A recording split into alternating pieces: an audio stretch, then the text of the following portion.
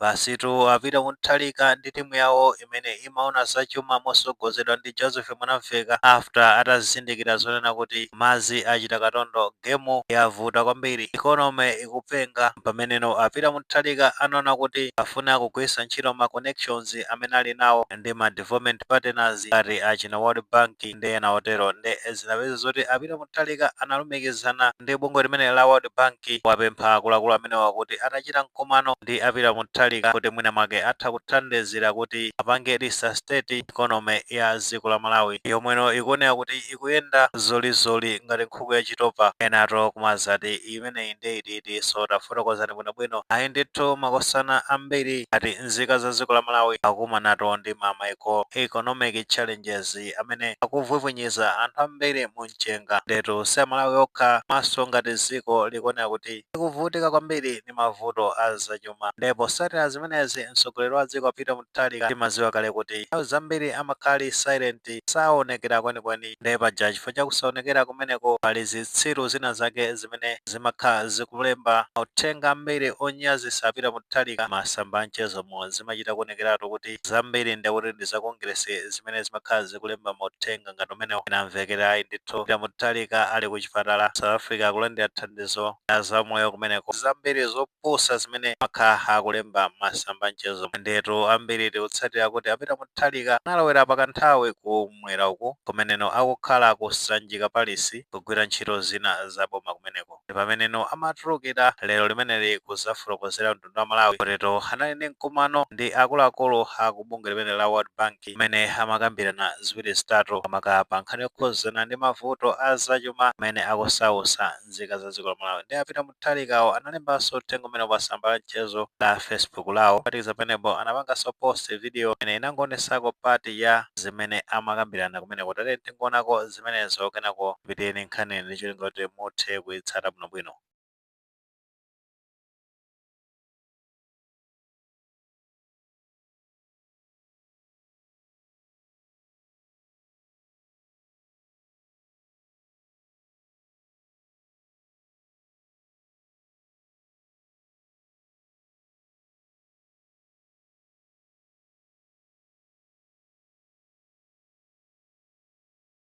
Have helped us a lot, and we hope they'll continue. Both of them worked with us very much in our efforts to secure resources for maize from Zambia. They worked very hard, and we were successful in getting that maize from Zambia. So I congratulate them for that and encourage them to continue to be friends of Malawi wherever they go. Chabwino taona komanso tamva zina mwa zimene anayankhula apita kunthalika ndi timu yawo kumeneko kupambisanato ndakuti ndi magayizi amenewa aku World Bank nawo chimene chinachitika ndichonena kuti apita kunthalika kufotokoza kuti iwo anakambirana ndi bungwe limene la World Bank mosogozedwa ndi akuluakulu amenewa mwenso anasogozedwa ndi Dr. Nathan Berete yemwene ku bungwe limene la World Bank amagwira ntchito ngati Regional Program Director for Africa wankulutu wa bungwe limeneli World Bank kuyimira ku chigawo chimenechi cha ku Africa ndi amene anasogolera timu imeneyi imene imakumana ndi apita kunthalika kusanjika palisi kukambirana ziwiri zitatu ndi kumeneko apita kunthalika kufotokoza kunena zona kuti dziko la Malawi padakali panopanda kuti likumana ndi mavuto a zachuma omweno mavuto amenewo abwera gwero lake ndi nkhondo ikuchitika ku Middle East uku paja mbiri tikutsatira bwino kuti maiko a Israeli komanso US anachita mgwirizano kuyambatu kuthibulana ndi dziko la Iran ndi chifukwa cha nkhondo imeneyo inapangisa zonena kuti ikonomi ya dziko lapansi isokonekere nkhani zake ambiri lusera bwino kuli mavuto kusowa mafuta galimoto ndi zina zotero zimene zabweresa mavuto kuma ikonomi ambiri pa dziko lapansi makamaka kumaiko oti akutuka kumene kumbali ya zachuma ngati dziko la Malawi ndi apita kunthalika amafotokoza zimenezo mmene zafikira padakali pano pa Malawi akufunikira thandizo la bungwetu limene la World Bank kuti mwina zinthu zitha kusinthako ikonomi economically mwina amalawi ndithudi nkupeza mpumulo ndipo osatira pempho limeneli limene apita muthalika anapereka kwa makosana amenewa omwe amayimira bungwe limene la World Bank kunapezeka zonena kuti a Dr. Nathan amene amasogolera bungwe limene la World Bank agwirizana ndi pempho la kupita muthalika kunena zonena kuti economically zinthu sizili bwino posatira nkhondo zimene za ku Middle East ndi mmene lili dziko la Malawi padakali panopa likufunikiradi thandizo cholinga choti mwina magawo azachuma Malawi ithe kusisimuka ndi iwo ayesesa kuchita chothekera china chilichonse kuti dziko la Malawi litapeza thandizo kuti mwina zinthu zina ziwiri zitatu zikhale zoti zayamba kuyenda bwino ku dziko la Malawi ndi monga amene tafotokozera kale kuti pa mkumano umenewo apita muthalika anayitanisanso a Joseph Mwanamveka monga nduna imene imaona zachuma ku Malawi ndi Mwanamveka popitanso ananyamula anyamatawo kumeneko ngati Cliff Chiunda ujayo amene ndi mlembi wamkulu ku Treasury omwenso timu imeneyi inathira pa mulomo pa zokambirana zimenezi kusindika kuti na pamene wafika Malawi padakali panopa afunika kugwiridwa zanja kuti mwina zinthu zitha kuyamba kuyenda bwino after ndi kuti ataligwira zanja dziko limeneli economically ndi paja bungwe limene la World Bank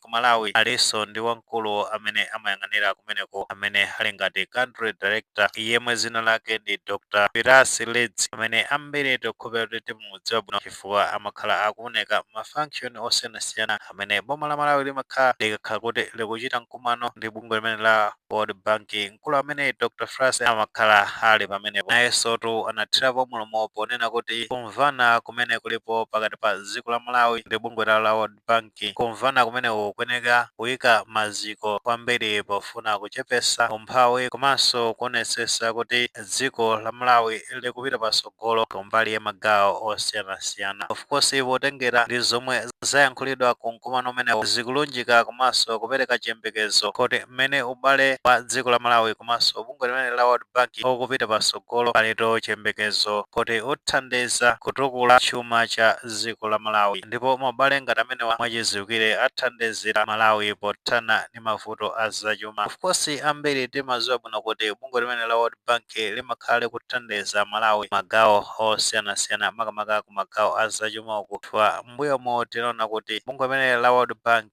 after ndi kuti litafikiridwa ndi mtsogoleri wa dziko apita muthalika mu chaka cha 2025 nachitatu chothekera kuti dziko la Malawi lithandizike ku nyengo imene limakumana nawo. Nthawi imeneyo tikakutengani mbuyo pang'ono munalitu mwezi wa Septemba chaka chimenechi cha 2025 paja kunatuluka ripoti la mvaki kapena kunazona kuti Malawi Annual Assessment Committee imeneno imafotokoza bwinobwino nkhani yokhuzana ndi njala kuti anthu ochuluka mamiliyoni amafunikira thandizo la chakudya mwansangasanga kuyambira mwezi wa Septemba chaka chimenechi cha 2025 kufika mwezi wa Machi chaka cha 2026 andi tinaona kuti apita muthalika analumikizana ndi bungwe limene la World Bank ndi timu yawo mosogozedwa ndi a Joseph Mwanamveka anathamangathamanga pa ground kulumikizana ndi bungwe limeneli pafotokozeratu mavuto amene dziko la Malawi linali mu nthawi imeneyi makamaka pa nkhani yokhuzana ndi njala ndi after kuwafikira makosana amenewa akuluakulu akenso ndi amenewa mosogozedwa ndi a Dr. Nathan tinaona kuti bungwe limene la World Bank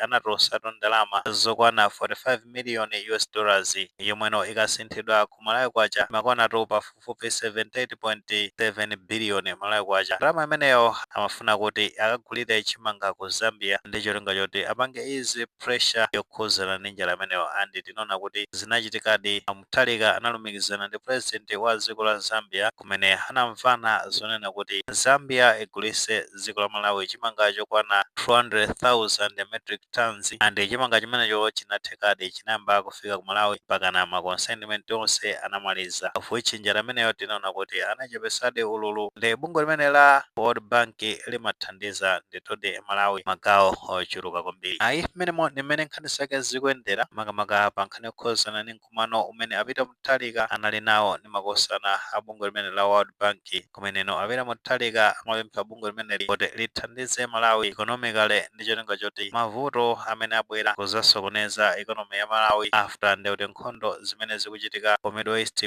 kuti athe kuchepako ululu. Mwina muli ndi maganizo pa nkhani imene ngati maganizo alipo fotokoza ndi comment section koma mulemekezanso maganizo anzathu. Saiwale panga like video imene komanso panga subscribe channel ya Fox Malawi News 18 njoka ndi nkhani zambiri zikamachitika ndi zitaufikirani